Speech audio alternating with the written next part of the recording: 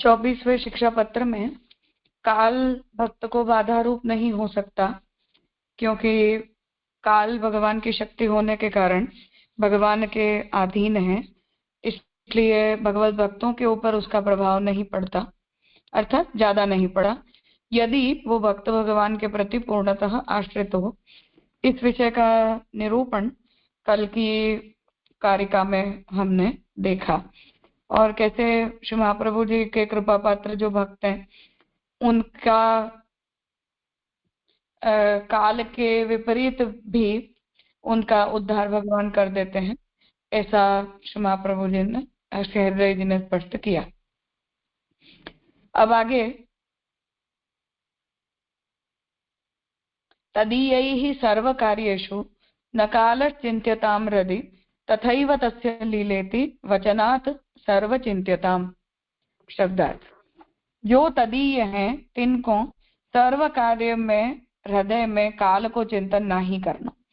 काहे थे, जो नवरत्न ग्रंथ में श्री महाप्रभु जी कहे हैं, जो जो भगवान करेंगे तो तैसे ही इनकी लीला जानी के चिंता को छोड़नी।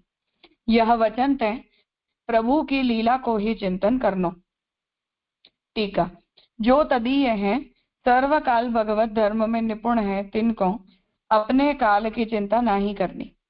कोई काल में चिंता नहीं कर्तव्य है, तो नवरत्न ग्रंथ में श्री आचार्य जी महाप्रभु जी कहे हैं, तथैव तस्य लीलेति मत्वा चिंताम द्रुतम त्यजेत। तैसे ही इनकी लीला है, ऐसे मानी के शीघ्र चिंता को तजे। यह वचन को चिंतन हृदय में कदी के चिंता नहीं कर्तव्य है, सगरी श्री कृष्ण की लीला ही जाननी। तो यहाँ आप ये आज्ञा कर रहे हैं कि हम भक्त हैं, वैष्णव हैं, इसलिए प्रत्येक कार्य को हम भगवत लीला के रूप में जानते हैं। तो हमारे जीवन में जो कुछ भी घटित होता है वो सब कुछ भगवान की इच्छा के अधीन ही होता है। तो महाप्रभु जी ने पुष्टि मार्गीय विवेक का जो स्वरूप है वो भी हरि सर्वम निजेच्छातः करिष्यति इति विवेकः इस प्रकार से ही बताया है। तो काल हमारा यद्यपि कुछ बिगाड़ता नहीं है, या हमें देश काल आदि जो भी प्राकृत स्थितियां हैं उनमें होने वाले परिवर्तनों से कोई खास अंतर नहीं पड़ता, फिर भी यदि कोई भी कारणवश हमारे जीवन में कुछ घटित हो भी जाता हो, या कोई हमारे जीवन में ऐसी छोटी बड़ी समस्या यदि आ भी जाती हो, तब भी उस विषय में हमें चिंतित नहीं होना चाहिए। तो वो यहाँ श्री महाप्रभु जी बताना चाह रहे हैं कि ऐसा कुछ अगर हमारे जीवन में हो भी जाए, तब भी हमें काल को या देवता को और ग्रहों को या ऐसे कोई भी भौतिक या आध्यात्मिक पैरामीटर को रिस्पॉन्सिबल नहीं मानना चाहिए, परंतु भगवान की ही हमारे लिए कोई ऐसी विशेष इच्छा होगी, ऐसा जानकर, भगवत इच्छा जानकर ही हमें हर विषय का समन्वय करना चाहिए। यही भक्त का धर्म है, यही भक्ति मार्गीय भाव है, ऐसा यहाँ श्री महाप्रभु जी, श्री हरिराय जी आज्ञा करना चाह रहे हैं। तो काल के कारण हमारे जीवन में कुछ हुआ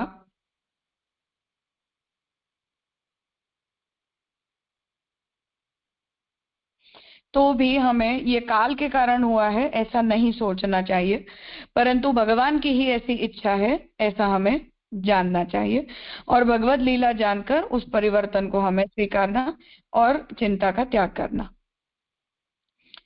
सर्गादि लीला कर्तृत्वात् किंचित्रम तादृशी प्रभु विवेकोप्ययमेवात्र सहितं वै विधास्यति स्वकीयानां निजेच्छातः ततः चिंतात्र का भवेत्। शब्दार्थ, श्री भागवत में कहा, ऐसी सर्गादि लीला करीवे पनो जामे है, ऐसे प्रभु में आश्चर्य कहा है। प्रभु निजेच्छातः अपने भक्तन को हित ही करेंगे, यह हु यहाँ विवेक है, तासो यहाँ चिंता कहा होए। टीका, श्री भागवत में सर्ग विसर्ग आदि दशविध लीला कही है, ऐसे प्रभु की सगरे जगत में लीला जाने, ऐसो जाके मन में होए, सोई विवेकी कहिए। सो श्री आचार्य जी महाप्रभु विवेक धैर्याश्रय में कहे हैं, विवेक अस्तु हरि सर्वम निजेच्छातः करिष्यति। हरि अपनी तथा अपने भक्तन की इच्छातें सर्व करेंगे, यह विवेक जाननो। ये ही विवेक जो सर्व कार्य में निज इच्छा माने, या भांति भगवान के स्वकीय निज भक्त हैं, तो सर्व कार्य में भगवत इच्छा जानते हैं। तो उसी को यहाँ आप आगे बता रहे हैं कि सर्ग विसर्ग स्थान पोषण आदि जितने भी सृष्टि संबंधी कार्य हैं, वो सभी कार्यों के नियामक तो भगवान ही हैं। इसलिए भगवान की इच्छा के अतिरिक्त इस ब्रह्मांड में कुछ भी कभी हो नहीं सकता है। इसीलिए महाप्रभु जी जो ये आज्ञा करते हैं कि हमें ये विवेक हमारे मन में होना चाहिए कि सब कुछ भगवत इच्छा से होता है। तो इसी विवेक को अपने चित्त में बनाए रखते हुए हमें सब कुछ करना चाहिए और हर परिस्थिति का, हर घटना का, हर कार्य का स्वीकार करना चाहिए। ये महाप्रभु जी यहाँ श्री हरिराय जी यहाँ आज्ञा कर रहे हैं। यहाँ निजेच्छातः में जो निज पद है उसे टीकाकारों ने दोनों प्रकार से समझाया है, इसलिए अनुवाद में उसे दोनों तरह से बताया है। तो निज इच्छा अर्थात भगवान की अपनी इच्छा, और निज इच्छा का अर्थ भगवान के निकटवर्ती जो निज भक्त हैं उनकी इच्छा। ऐसे दोनों ही अर्थ बताए गए हैं, इसलिए उन दोनों ही अर्थों को ध्यान में लेकर हर परिस्थिति का स्वीकार हमें करना चाहिए, ऐसा श्री हरिराय जी यहाँ आज्ञा कर रहे हैं। हाँ हितेन भाई। हाँ प्रणाम राजा। यहाँ जो ये 19वें श्लोक में ये बात आई ना कि तदीय सर्व कार्येषु न काल चिंतत्याम हृदि, तो ये राजा बात तो वैसे महाप्रभु जी की बहुत जो चिंतन की बात है और चिंता नहीं करनी, क्योंकि भगवत विवेकस्तु हरि सर्वम निजेच्छा करिष्यति, ये सब सारी बातें समझ में आ रही है और बहुत प्रेरणादायी और ऐसी उद्बोधक भी है, क्योंकि वो जो जीवन को और मनुष्य को जो मानस विश्लेषण करे, जो जे ने समझाया तो नवरत्न के संदर्भ में, तो उस प्रकार तो ये ऑटो सजेशन इन्वोकेशन अपने आप करना सही बात है। पर जब मुझे ये रुद्रासुर की बात याद आवे तो वो ऐसा कहे कि भाई मैं असुर योनि में पैदा हूँ और मुझे इतने इतने ये तकलीफ आई है, तो मेरे कर्म के कारण, मेरे प्रारब्ध के कारण है। अब भगवान, तो मेरा प्रश्न ये है राजा कि भाई बात तो सही कि भगवान की लीला समझ के तो माने जो, अच्छा दूसरी बात यह है कि अभी हमारी अवस्था तो तदीय नहीं है, रुचि अवस्था या सामान्य साधना अवस्था है, तो उतनी जो भी विश्वास या आश्रय अनन्याश्रय जो भी बात है अपेक्षित वो उसको लेवल भी वही है। अब उसमें यदि मुझे कोई आपत्काल आ गया और मैं फिर ऐसे उनको भगवान की लीला के साथ को रिलेट करूं, बजाय मुझे ऐसा समझना चाहिए कि भाई ये वृत्तासुर जैसे बात कर रहे हो कि भाई ये मेरे कुछ कर्म या प्रारब्ध या दूरित ऐसे होंगे, हाँ वो बात सही है कि भाई उनका स्वीकार, जो महाप्रभु जी की बात है कि भाई एक्सेप्टेंस की जो बात है, जासु चिंता या उद्विग्नता न पनपे, पर तो ये थोड़ा समझनो तो राजा। ये सब विथ टाइम होता है, तो ऐसा नहीं है कि हमने आज विवेक दैराष्ट्र पढ़ा और कल से वो होने लग जाएगा। तो ये टाइम टेकिंग प्रोसेस है, समय के साथ धीरे धीरे हमसे हो पाता है।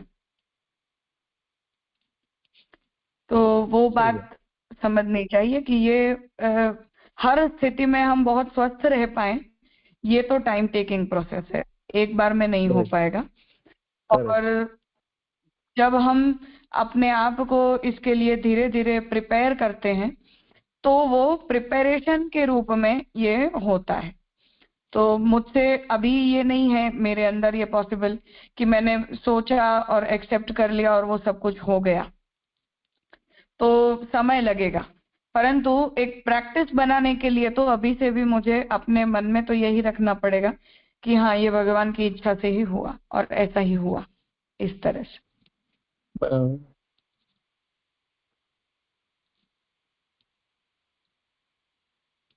तो वो जो चिंतन हम करते हैं वो हमें बनाए रखना चाहिए।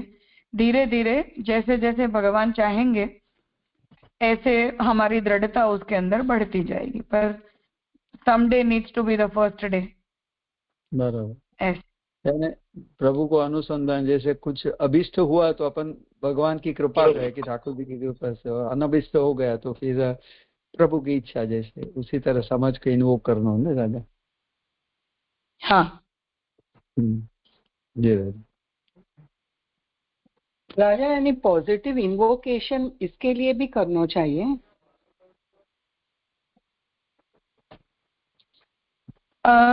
ये उस हेतु से है, पुनः विवेक हम इसलिए रखते हैं, धैर्य हम इसलिए रखते हैं ताकि हमारी भक्ति में वो बाधा रूप न बने। तो हमारा प्रयोजन कोई भी प्रकार से अपने आप को पॉजिटिवली ज्यादा स्ट्रांग बनाना नहीं है, या हमारा ऐसा भी कोई प्रयोजन नहीं है कि हम बहुत ज्यादा धीर गंभीर प्रकृति के बन जाएं। ये भी प्रयोजन नहीं है कि हम बहुत धैर्यवान बन पाए। और दूसरी जो भी आजकल वो मेंटली हम ज्यादा स्ट्रांग हो गए और हमारे अंदर थोड़ा शक्ति सामर्थ्य ज्यादा हो गया, और ऐसी सब प्रयोजनों से ये हम नहीं करते हैं। परंतु क्योंकि अगर हम उद्वेग करते हैं और हम एंग्शियस होते हैं तो वो भगवत सेवा में डिस्टरबेंस बनता है, और भगवत सेवा में डिस्टरबेंस होने के कारण अल्टीमेटली वो हमारी भक्ति को प्रभावित करता है। इसलिए उस प्रयोजन को ध्यान में लेकर हमें अपने चित्त को स्वस्थ रखने के लिए विवेक धारण करना चाहिए, धैर्य धारण करना चाहिए। ये महाप्रभु जी का अल्टीमेट प्रयोजन है। तो एटलीस्ट हम जब ठाकुर जी के सामने सेवा में जाएं तब तो हम रोते रोते ना जाएं, फिर बाहर आने के बाद चाहे हमसे ना संभल पाता और हम रोने लग जाए तो इट्स ओके। ऐसे तो बेयर मिनिमम ये है कि वो सब कुछ ठाकुर जी के सामने तो नहीं ही होना चाहिए, या सेवा के काल में तो नहीं ही होना चाहिए। ये मिनिमम रिक्वायरमेंट है। फिर बाहर जाकर अगर हमसे कुछ चीजें कंट्रोल नहीं होती हैं तो ठीक है, टू सम एक्सटेंट ठीक है। जी राजा।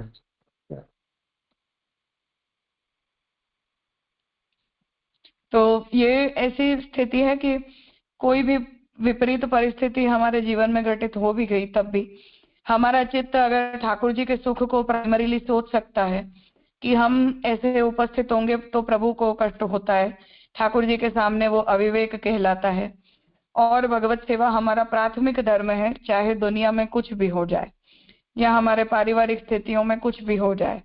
तो उतना भी अगर हम धैर्य धारण करके और कम से कम झूठा ही सही पर ठाकुर जी के सामने स्वस्थता से जा सकते हैं तो एक भक्त के रूप में ये हमारी जीवन की हमारा सक्सेस है। वी वॉन द बैटल, ऐसी बात है ये। तो इतना बेयर मिनिमम है एक वैष्णव के लिए। हमें बाह्य जीवन में भी उतना ही स्वस्थ होना चाहिए, ये उसका अपग्रेडेड वर्जन है, पर वो भी टाइम होता है। पर प्रभु के सन्मुख तो एटलीस्ट ऐसा कोई अविवेक पूर्ण व्यवहार नहीं ही होना चाहिए। ये हमारे संप्रदाय की मोस्ट बेयर मिनिमम मर्यादा है, वो नॉट एक्सेप्टेबल, ऐसी स्थिति है। जी राजा, सच्ची बात है। लेकिन टू एक्सेप्ट बहुत सारी चीज हो जाती है, लेकिन प्रैक्टिस करनी डिफिकल्ट होती है ना, तो ये कांस्टेंट हैमरिंग कर करके वो प्रैक्टिस करनी चाहिए अरे हम लोग को। उसी से फिर वो बाह्य जीवन में भी अपने आप होने लगता है।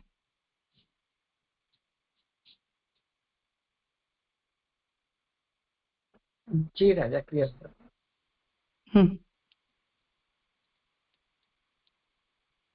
शैलेश भाई कहिए। धन्यवाद राजा। राजा, आपने निज के जो दो अर्थ बताए, एक प्रभु की कृपा से और दूसरा समझ में नहीं आया। भगवान के जो निज भक्त हैं वो भी, उनकी इच्छा भी भगवान की इच्छा है, ऐसे टीकाकारों ने विवेक धैर्याश्रम में दोनों अर्थ बताए।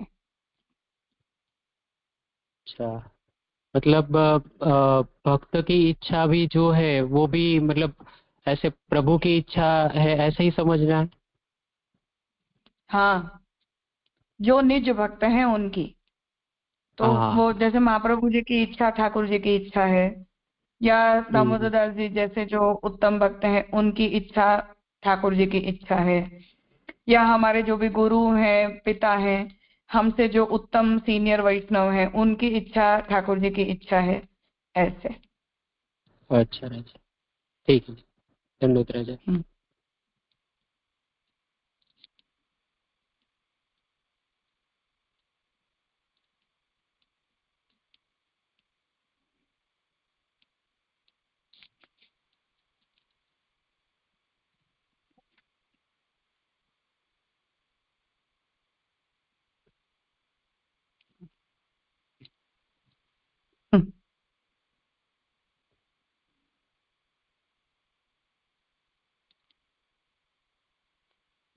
भवन्तः श्रुतसद्वार्ताः सत्सङ्गकृतयोऽपि हि प्रभुपादैकगतयः तेषां का परिदेवना।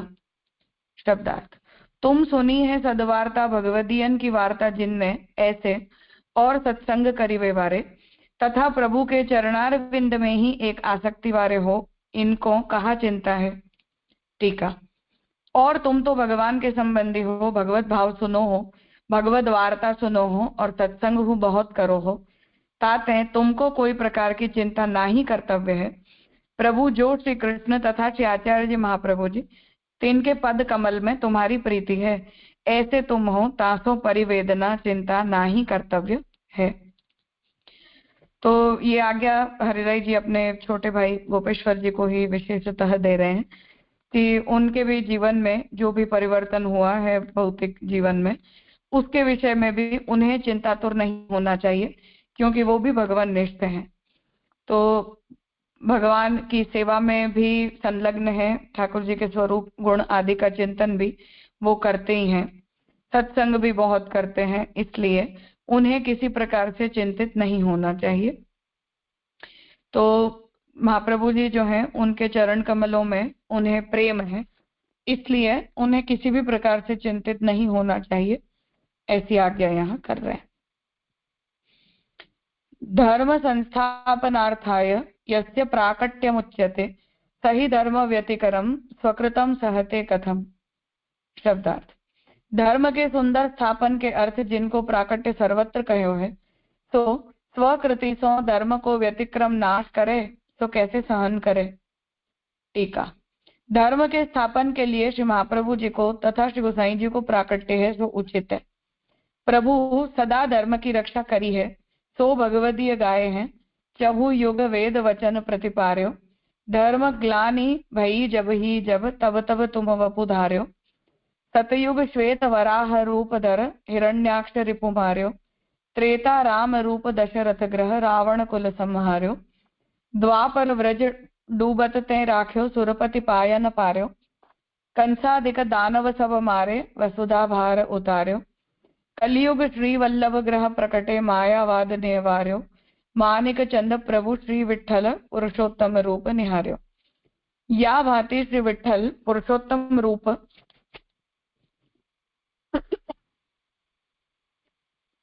या भांति श्री विठ्ठल पुरुषोत्तम रूप है, धर्म स्थापनार्थ प्राकट्य है, असो जे कोई वेद धर्म को अतिक्रम करे, अपने मनमानी क्रिया करे, उन्मत्त होए, तो प्रभु को न सुहाए। तो यहाँ श्री हरिराय जी ये आज्ञा कर रहे हैं कि भगवान जो है वो तो धर्म स्थापना के लिए प्रकट होते हैं, धर्म की रक्षा करते हैं। और भगवान ये जो कीर्तन यहाँ आपने उद्धृत किया, इसका भी मूलतः तात्पर्य जो है वो ये है कि जितने भी अवतार भगवान ने ग्रहण किए हैं, वो सभी अवतार भगवान ने धर्म स्थापनार्थ ही ग्रहण किए हैं। तो वो उन्हीं अवतारों में भगवान ने धर्म स्थापन का, भक्तोद्धार का, भक्तों की रक्षा का आदि आदि सभी कार्य जो है वो संपन्न किए हैं। इसलिए उसी क्रम में श्री गोसाई जी का भी जो प्राकट्य है वो इसी प्रयोजन से हुआ है। तो जब श्री गोसाई जी ने प्रकट होकर और उस मर्यादा की संरक्षा की है, तो भगवान ये कभी नहीं चाहते कि हम कभी उस धर्म का और उस मर्यादा का उल्लंघन करें। इसलिए कोई भी व्यक्ति यदि वेद धर्म का अतिक्रमण करता है या मनचाहा कृत्य करता है, भगवत इच्छा के विपरीत कार्य करता है, तो ऐसी किसी भी कृति को प्रभु स्वीकार नहीं करते, या वो कृति भगवान को प्रसन्नता देने के अनुरूप नहीं होती। ब्रह्मण्यो धेनु विप्रेशो वेद धर्मैक पालकः सकथं सहते कृष्णः तद विरोधम जनैः कृतम। शब्दार्थ, श्री कृष्ण ब्राह्मण की रक्षा करे विवारे हैं, धेनु और ब्राह्मण के ईश हैं, वेद धर्म के मुख्य पालक हैं। सो श्री कृष्ण ब्राह्मण गाय और वेद धर्म इनको विरोध जिनने कियो है सो कैसे सहेंगे। टीका, प्रभु ब्रह्मण्य है, धेनु विप्र वेद धर्म के प्रतिपालक हैं, ऐसे भगवान सो बहिर्मुख जीव उनसो विरोध करता मनुष्य की विरुद्ध कृति श्री कृष्ण कैसे सहें।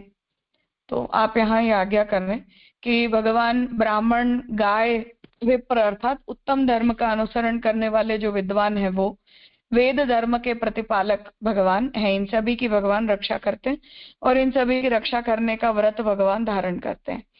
इसलिए ऐसे जो भगवान है वो बहिर्मुख जो जीव अर्थात जो भी जीव भगवान के विरुद्ध कार्य करता है, ऐसे विपरीत कृत्य करने वालों की किसी भी कृति को और उनके आचरण को भगवान जो है वो कभी भी सहन नहीं कर सकते। उसके लिए भगवान कभी भी ऐसी व्यक्ति के किसी भी कृत्य से भगवान कभी भी प्रसन्न नहीं हो सकते। ये आज्ञा यहाँ दे रहे हैं।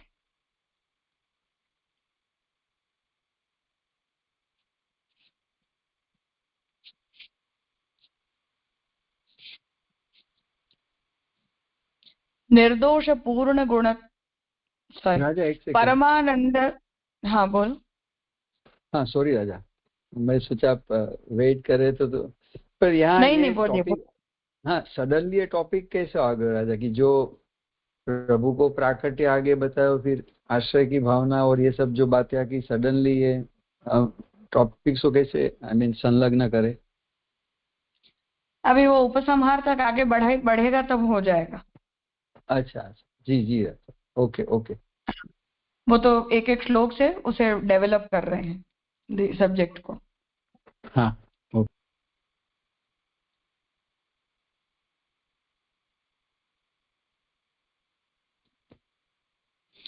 परमानंद संदेहो दयालुः सुतरामपि स कथं सहते कृष्णो दयाभावं जनेष्वपि अतोत्र यदिदं जातं तत्स्वदोषेण सर्वथा। शब्दार्थ। श्री कृष्ण परम आनंद के समूह हैं और निरंतर अत्यंत ही दया वाले हैं, तो मनुष्यन में दया के अभाव को कैसे सहन करें। तासो यहाँ यह जो भयो सो अपने दोष करी के निश्चय भयो है। टीका। श्री कृष्ण परमानंद रूप है, परम दयालु है, काहू को दुख नाही देखी सकते, प्राणी मात्र के आनंद दाता है, तो अपने स्वकीय निज भक्तन के दुख कैसे सहेंगे, सर्वथा न सहेंगे।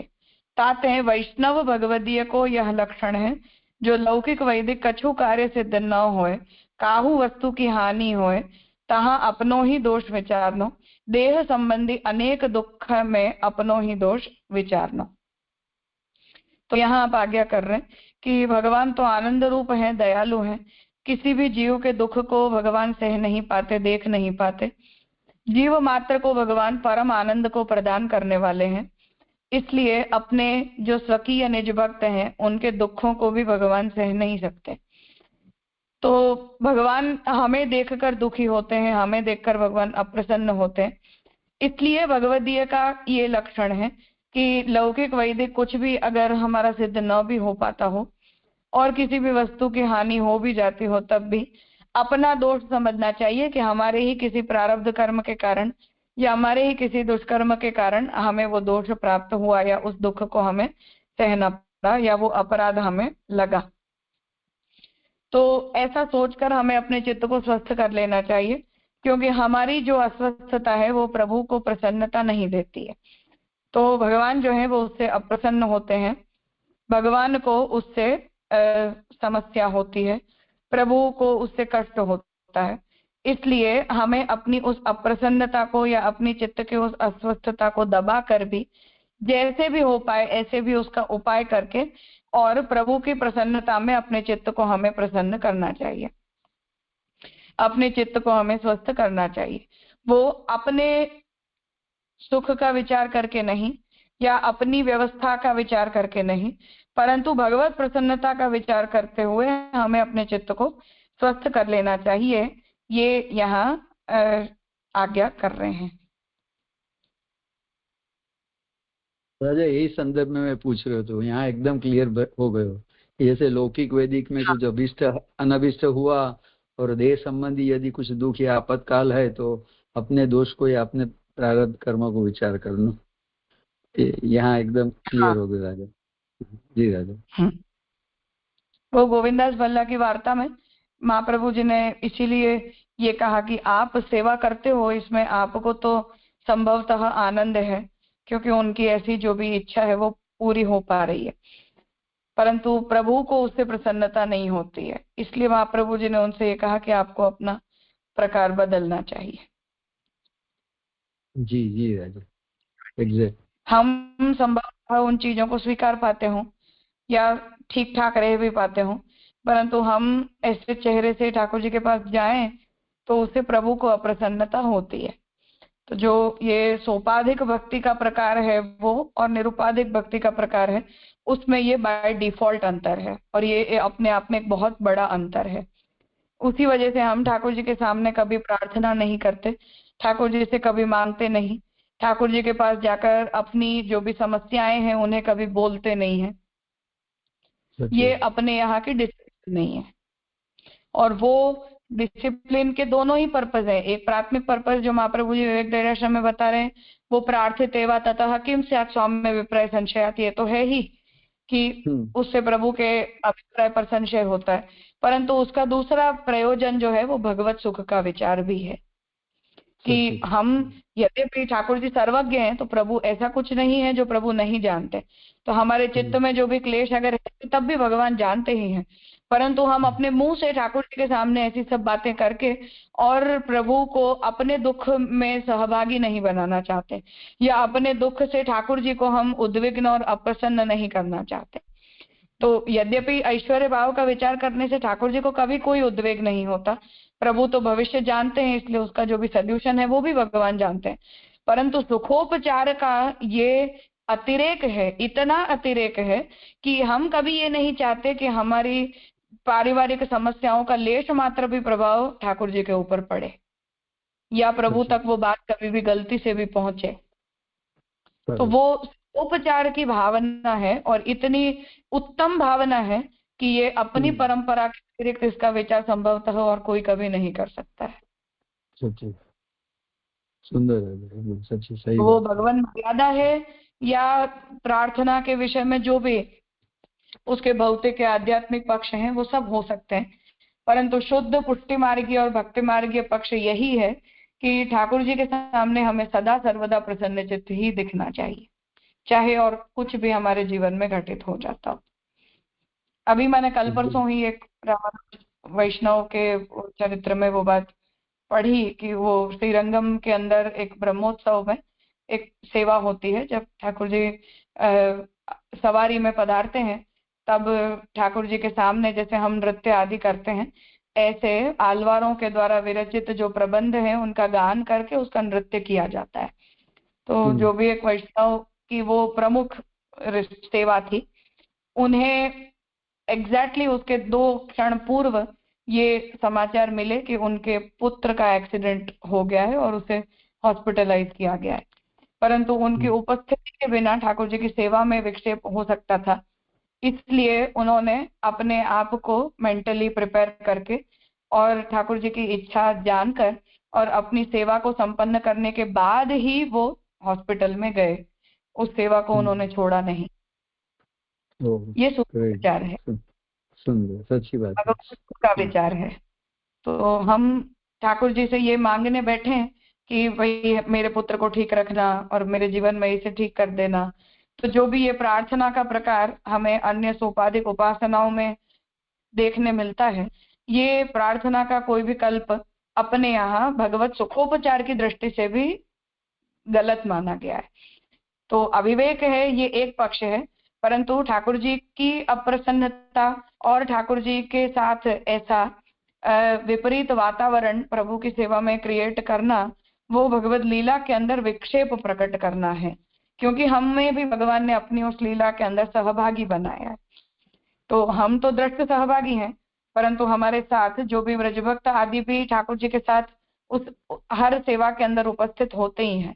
तो हम अकेले नहीं हैं सेवा करता, और भी लोग हैं। तो हमारा जो भी कृत्य है वो ठाकुर जी की उस ओवरऑल लीला और सेवा के अंदर विक्षेप उपस्थित करता है। इसलिए या तो हमें उस सेवा से हट जाना चाहिए, और अगर हम सेवा में जाते ही हैं तो स्वस्थ होकर जाना चाहिए। ये 2 ही कल्प अपने यहाँ उपलब्ध है। बहुत सही बात बताई, सटीक बात और सुंदर बात समझाई राजा। अच्छी बात। तो ठाकुर जी के सामने रोना या ऊंची आवाज में बोलना या बुरे चेहरे से जाना, ये सब अपने यहाँ भक्ति मार्गीय अपराध माने गए और उसका प्रायश्चित बताया गया। तो ठाकुर जी के सामने हम प्रेमवश रोते हैं या भक्ति मार्गीय आवेश से रोते हैं, उसमें कोई आपत्ति नहीं, परंतु अगर हम हमारे लौकिक कारणों के कारण अगर रो देते हैं या ऐसा कुछ हमारे साथ भगवत सेवा में हो जाता है, तो उसका प्रायश्चित विधान परंपरा में किया गया है, उसकी भरपाई करनी चाहिए, क्योंकि वो ठाकुर जी के लिए प्रसन्नताजनक कृत्य नहीं है और सेवक धर्म से विपरीत कृति है। ऐसे सुपर, सच में।